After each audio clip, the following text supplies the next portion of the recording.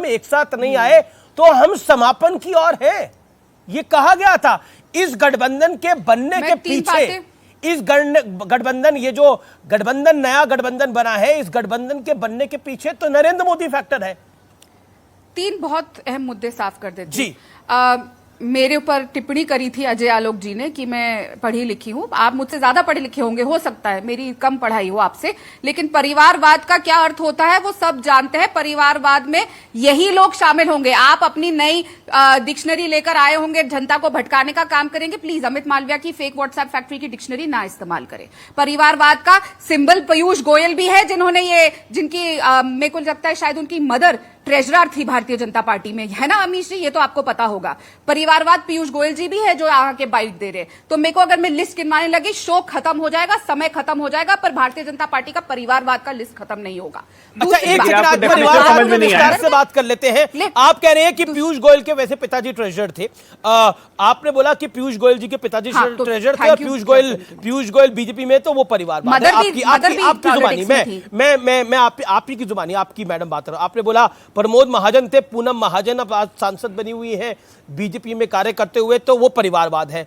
अब आप मुझे बताइए, अब आप सारी बातों को, युवा मोर्चा की अध्यक्ष सारी बातों, अब आप सारी बातों को, अब आप आपकी बात को ऊपर रखता हूं। अब आप मुझे बताइए बड़ा परिवारवाद क्या है?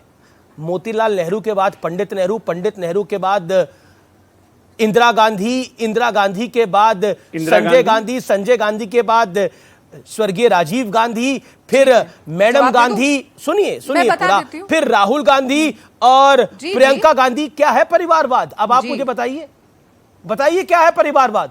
तो अगर कांग्रेस पार्टी का नेतृत्व, बड़ा परिवारवाद क्या है? परिवारवाद की परिभाषा, हमने कभी बोला परिवारवाद आपकी दुखती रग है। आपको होश, आप क्या बोल रहे हैं? प्लीज भारतीय जनता पार्टी के प्रवक्ता मत बनिए। दुखती रग आपकी है। मैं भारतीय जनता पार्टी का प्रवक्ता नहीं, देश का परिवारवाद को लेके कंप्लीट करने दीजिए। मैं तो देश का प्रवक्ता हूं। परिवारवाद क्या है? मैंने तो सवाल पूछा। अगर इसमें कोई फैक्चुअल गलती है तो बताइए। मोतीलाल नेहरू के बाद मोतीलाल नेहरू जी के बाद पंडित नेहरू आए, पंडित नेहरू के बाद, मैं अगर मैं कुछ गलत बोलूं तो मुझे करेक्ट करिए आप। मैं हम्बल सबमिशन, मुझे अपनी बात कंप्लीट कर लूं। हाँ, आपने बोला कि आपका दिमाग तो ठिकाने है, आप क्या बोल रहे हैं? अगर मैंने कुछ गलत बोला तो बताइए। मोतीलाल नेहरू के बाद कोई आया था क्या? और मैंने आपका दिमाग ठिकाने है बोला? अमीश जी, मैंने ये बोला कि आपका दिमाग ठिकाने है? प्लीज फिर से अपने पीसीआर को बोलिए, आपको सुनाइए। मैं अपनी भाषा शैली इस्तेमाल नहीं करती हूँ, आप मुझे बहुत अच्छे से जानते हैं। मैंने एक बार भी ये नहीं बोला कि आपका दिमाग तो ठिकाने है। ना मैं ऐसी भाषा में इस्तेमाल करती हूँ कहीं पर भी, ना मेरे को ऐसी भाषा सिखाई गई है, तो कृपया ये मत बोलिए। पहला झूठ। दूसरी बात, मैं आपको फिर कह रही हूं, कांग्रेस पार्टी का एक एक कार्यकर्ता चाहता था, इसीलिए चाहे राजीव गांधी जी हो, इंदिरा गांधी जी हो, जवाहरलाल नेहरू जी हो, सोनिया गांधी जी हो, राहुल गांधी जी हो, प्रियंका गांधी जी हो, वो हमारे नेता है, थे और रहेंगे। तो कांग्रेस में रहेगा ही नहीं। कोई दो राय नहीं है। हमने कभी भी नहीं कहा। आप बीच में मत बोलिए थाली के बैंगन, कभी एक पार्टी में कभी दूसरी पार्टी में। और बहुत क्लैरिटी से हम बोलते हैं कि हम यही चाहते हैं, हमारा अपनी हद में बोलिए जरा। हमने कब गाली दी? क्योंकि जेडीयू में आता था तब आप मेरे बारे में क्या बोलती थी? व्यक्तिगत होने की जरूरत नहीं है राधिका खेड़ा, ठीक है ना? दिमाग पे चर्बी मत चढ़ाइए अपनी। आप तो राजनीतिक प्रवक्ता अपने दिमाग पे चर्बी चढ़ाने की जरूरत नहीं है, अहंकार की भाषा बोलने की जरूरत नहीं है। तमीज से मैं बदतमीजी से कभी बात नहीं करता हूँ। मत बोलिए। कांग्रेसियों के दिमाग पे चर्बी चढ़ गई है। थाली के बैंगन चुप रहिए।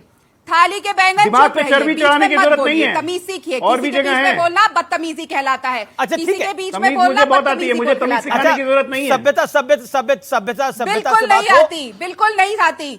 आपके दिमाग में कहाँ कहाँ चर्बी फटी हुई है सबको पता है, मेरे को मत बताइए। थाली के बैंगन है, एक विचारधारा से दूसरी विचारधारा में जाते हैं, दिमाग पे चर्बी मत चढ़ाइए, मैंने यही बोला ना। आप पहले एक दिमाग पे चर्बी मत चढ़ाइए, फंक्शनिंग कम हो जाती है।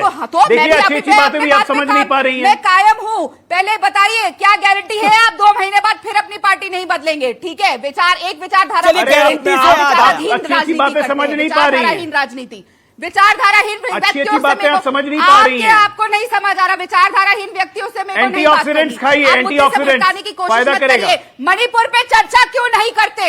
आप मुझ पे करिए, व्यक्तिगत करिए। एंटीऑक्सीडेंट चर्चा से आप भाग रहे हैं। छापा मार दल चर्चा नहीं करेंगे। गुरिल्ला वॉर के जनक 1 मिनट संसद में गुरिल्ला वॉर करने वाले चर्चा से आप भाग रहे हैं। क्यों नहीं हो रही? एक करके राहुल गांधी सदन से बाहर किया गया, आप लोगों ने सदन में ना आने का वीडियो आएगी। बताइए मध्य प्रदेश राहुल गांधी सदन से क्या बाहर गए? सदन में नहीं आने की कसम खा ली।